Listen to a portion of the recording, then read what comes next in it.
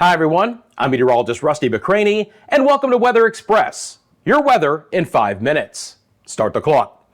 Friends, an unusually powerful cold front for this time of the year is moving through the southeast and the mid-Atlantic states and is bringing active severe storms right now. Notice temperatures ahead of the front are in the 90s, but behind the front, they're back into the 70s, and even under this area of very potent mid-level low pressure centered over West Virginia, we're in the 50s and 60s. But this low is kicking out waves of energy across the I-95 corridor, and we're going to get into some active rowdy storms the remainder of this Friday. Going to bring on the current warnings. All the red polygons are going to be your severe thunderstorm warnings. We're going to get more active weather up towards Baltimore and D.C. later in the day, but already some thunderstorms near Richmond. We've had several severe thunderstorms across the I-95 corridor of the Carolinas. Back into South Carolina right now, we've actually had a few tornado warnings. Those are the purple polygons near the Orangeburg area. That's on I-26 there in South Carolina. And then these storms are just going to build farther to the south through Georgia, even portions of the panhandle of Florida, the remainder of this Friday, with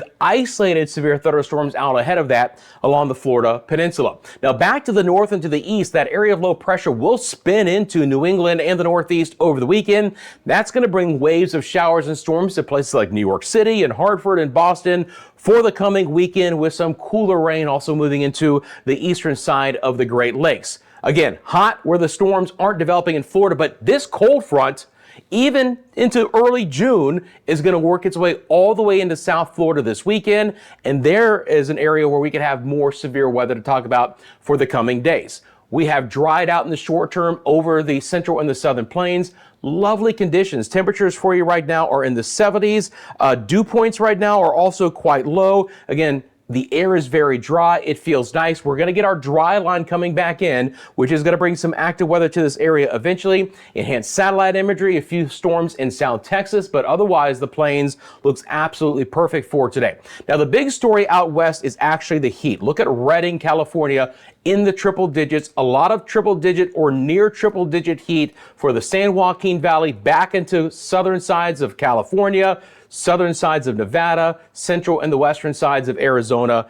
Triple digit heat is a big factor there. All that burnt color that you see are some forms of heat advisories, all the way up to portions of Montana and Idaho as well, Utah included in that. So all the active weather today is going to be into the south and to the east, with even some potential for some flooding rain in the mid-south. Let's get into the forecast. I'm going to bring up our HRRR model, our high resolution rapid refresh, loop this up for you guys over the next couple of days for us here. And again, we're going to continue to see this low spin across coastal sections of the Northeast. This could certainly bring some heavier rain, but just kind of a wet, stormy weekend. New York City, Hartford, Boston, Albany, Rutland, up towards Portland, Maine. Behind this, some cooler air kind of diving back in, so things will just be on the cooler side in the Northeast and New England for the weekend ahead. Showers and storms will spin out of the Great Lakes, and again, back into the Southeast, Florida area here, southern Florida. Again, this cold front gets very far south for this time of the year and settles over the area,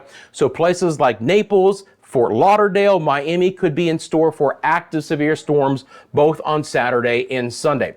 I mentioned the southern plains getting a reprieve. It lasts one day because more than likely we're going to get some severe storms coming out of the Intermountain West with our dry line also through the panhandle of Texas and Oklahoma, and we could see some rowdier storms over places like the I-35 corridor of both North Texas and Oklahoma, including the Oklahoma City area. This is what the Storm Prediction Center risk for severe storms looks like for tomorrow. For your Saturday, you have your slight risk, 2 out of 5 on the scale. Again, I-35 corridor of Oklahoma. You've got your marginal risk surrounding that. You have that other marginal risk for the central and the southern sides of Florida, as I've mentioned. And again, still portions of the mid-Atlantic states for tomorrow. For Sunday, the weather becomes a little bit more benign. We'll have a general thunderstorm risk in portions of the southeast.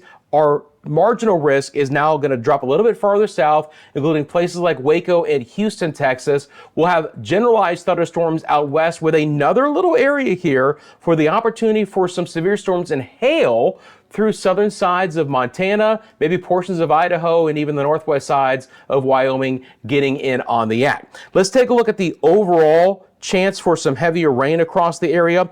The first thing I want to talk about is the excessive rainfall potential for today near that center of broad mid-level low over portions of the Ohio Valley in the mid-Atlantic states and the Appalachians.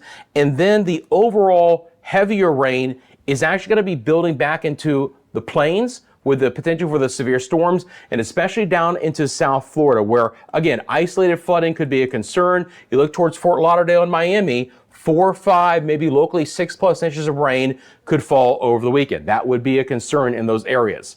Friends, thank you for making Weather Express a part of your daily routine. Thanks for taking a quick second and liking and subscribing to the channel. If you have a specific question about the forecast, you can drop it in the comments section below. Have a great rest of your day. I'm back tomorrow with your latest 5-minute forecast.